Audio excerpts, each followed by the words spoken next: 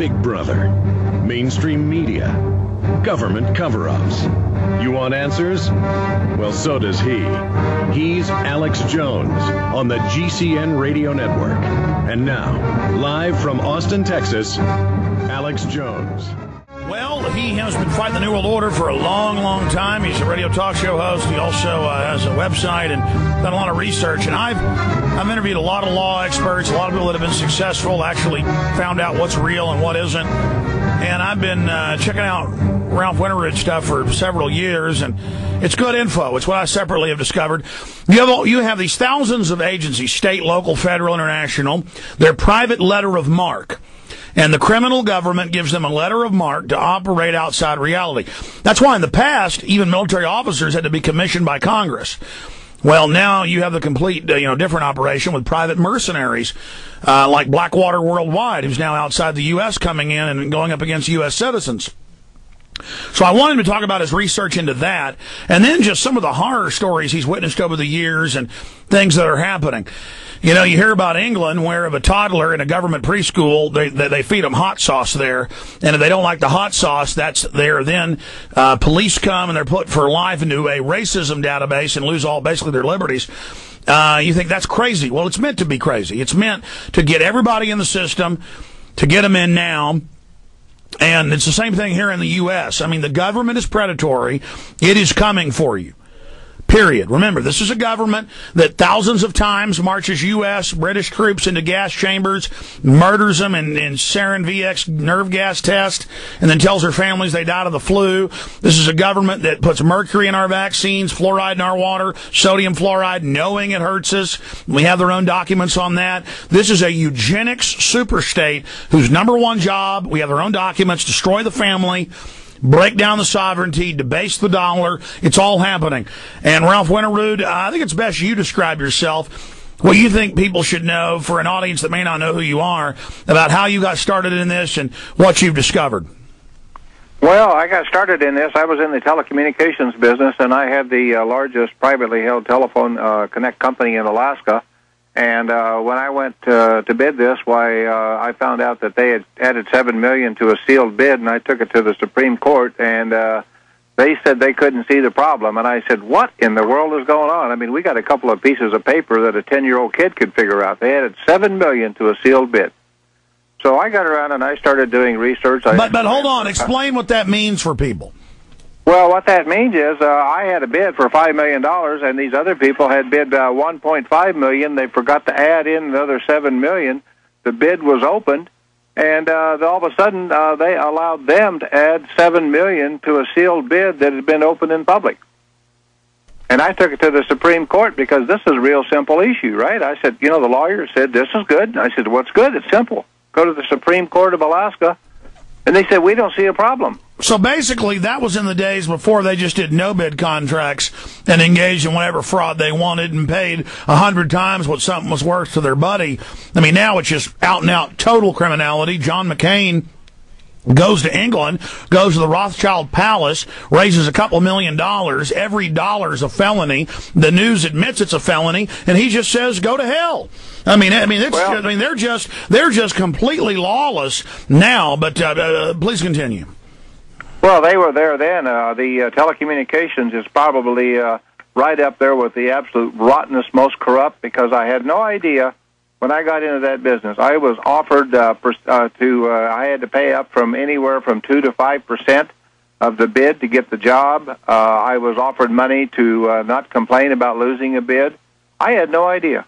I mean, it was just rotten clear to the top, and finally the state of Alaska quit going to bid just because of me, because I took them to the Supreme Court of Alaska a couple times. And that's what got me started doing this. By the way, just fighting for Access TV, payoffs to people. I've got people sent to prison for stealing money, PIs following us, all sorts of threats, cutting our show off cable, literally turning the switch off. I mean, exactly. It's so rotten. It's kind of like a tree. In fact, I have a tree in my backyard that we like. It's an oak tree. Thought it was healthy. All of a sudden, a big limb just fell off, and there's carpenter ants all in it. That's basically us. We look healthy, but under the surface, we're just nothing but a big fat maggot. Go ahead. So anyway, I really got involved in the research. I actually got the signatures, and I ran under the Patriot Party, which was a breakoff of Ross Perot, unknowing that was taken over by Farrakhan. And so anyway, I ran for governor of the state of Alaska, and I saw on the election results, I saw numbers go backwards. Can you believe that? They were scared spitless that I would just get, I mean, I wasn't going to win, but they didn't want the party established.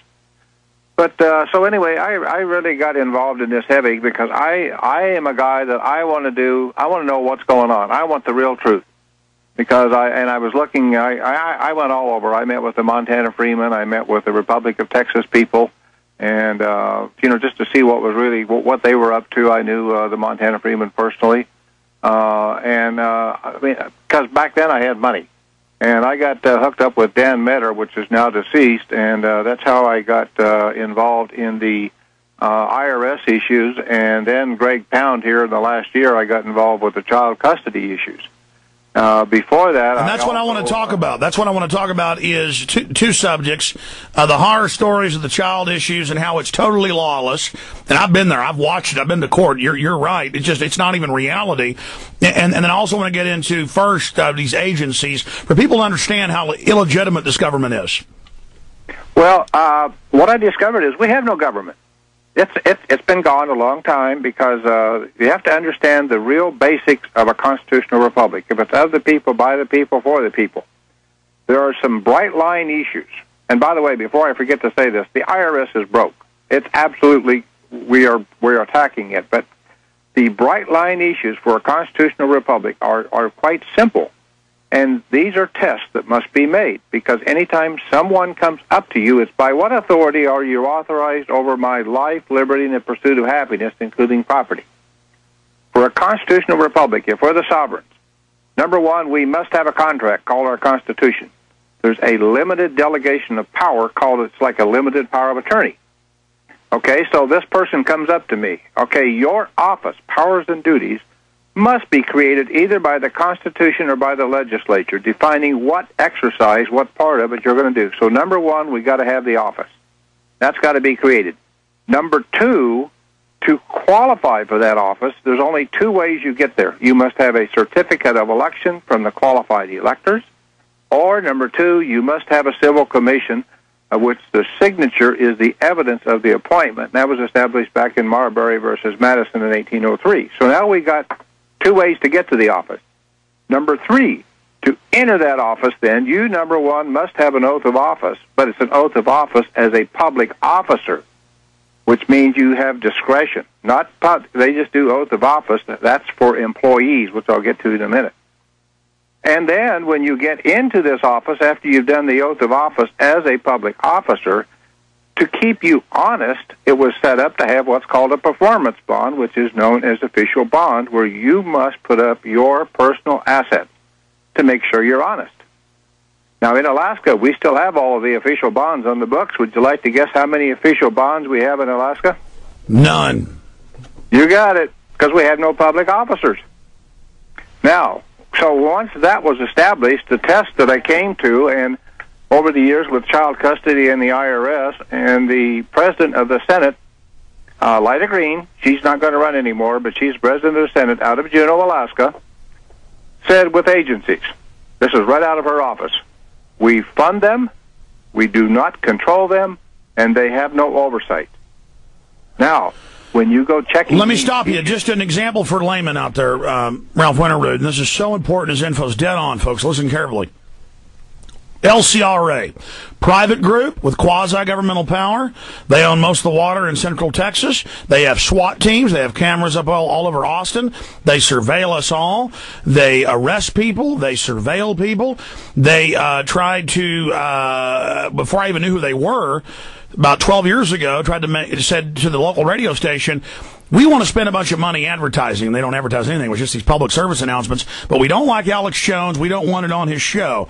And we don't want him talking about us. Well, the program director and actually the manager said, I've never heard of anything like this. But they said they're going to advertise, but don't talk about them. Did you say something about them? And I said, no, I don't even know who the LCRA is. That's why I found out. I mean, that's how diabolical, but I didn't even know who they were, and they were trying to make payments to keep me quiet. I mean, do you understand this? I mean, this folks, it's so shot, you have no idea. They've got the force, they got the troops, they got the machine guns, and they rule you, and they're going to take your property. Go ahead, Ralph. So now, I tracked this all the way back, and right after the Civil War, they did some very nefarious things. They usurped the executive and judicial power. The executive power of the United States, for 59 years later, finally the Supreme Court got around and restored part of that. But what they did is they set up what's called independent establishment, which means they're totally outside the government. And their reason was, well, they'll be free of all political people that are working on it, and they'll be a great thing. They're called independent agencies today. So what these things are, they sit outside of our government.